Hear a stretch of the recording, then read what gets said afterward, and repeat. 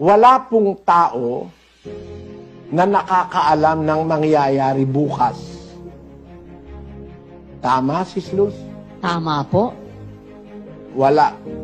Meron akong tiyahin, may pinsan ako, nakita ko, nagtatanong pinsan ko, "O nanay, bakit agad di ka niluluto mo?" Sabi niya.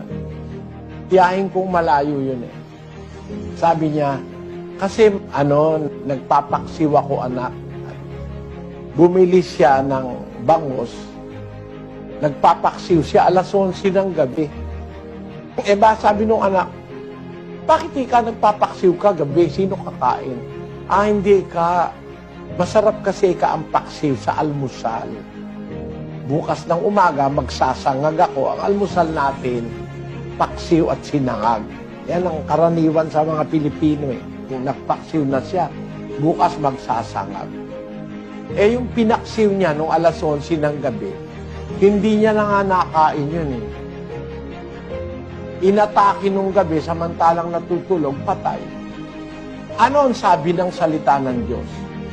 Na totoo naman ito sa isang talata ng Kawikaan, Kapitulo 27, versikulo 1. Huwag mong ipaghambog ang kinabukasan sapagkat hindi mo nalalaman kung ano ang ilalabas ng ibang araw. Salita ito ng Diyos eh. Authority ito eh. Authority. Walang taong nakakaalam mismo ng bukas. Lalo na makalawa, lalo na sa isang buwan, lalo na sa isang taon, hindi mo eksaktong alam kung ano mangyayari. Maaari, alam mo bukas, papasok ka, magtatrabaho ka. Gaya nung babae. Alam niya bukas mag-aalmusal siya. Pero hindi mo alam yung takda ng Diyos eh. Hindi ka na pala makakapag-almusal. Yung lolo ko, si Lolo Gorio, nakinig yun ang aral ng Ebanghelyo, kakapatid na pero. Kaya lang, hindi nagpabautismo kasi ang nangyari sa kanya, meron palang fiesta, kumumusiko si Lolo Gorio, musiko yun eh. Ang hawak niya yung malaking turoto. Ganon. Di hindi siya nagpabautismo kasi tutugtog sila sa fiesta. Ang nakakapagtaka, nandun siya sa may Libertad, nag-aabang siya ng jeep na sasakyan. Merong isang, ang tawag nung araw, 6x6.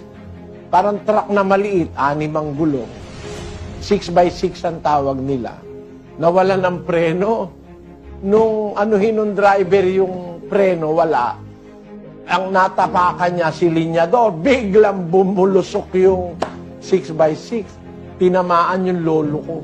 Sabi nga ng kapatid na Perez noong araw, sayang, dapat nagpabautismo na lang siya kesa sa pinaghandaan niya pa yung piyesta. Ayun. Hindi alam ng lolo ko na pagkaraan pala ng isang araw, mamatay na siya.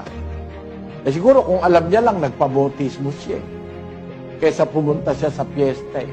Ang tao, hindi po natin alam bukas. Ang pinakamalapit na future, ang bukas, wala nga tayong nakakasigurado sa atin. Sabi ng salita ng Diyos, authority ito eh. Sinong tao tututol dito?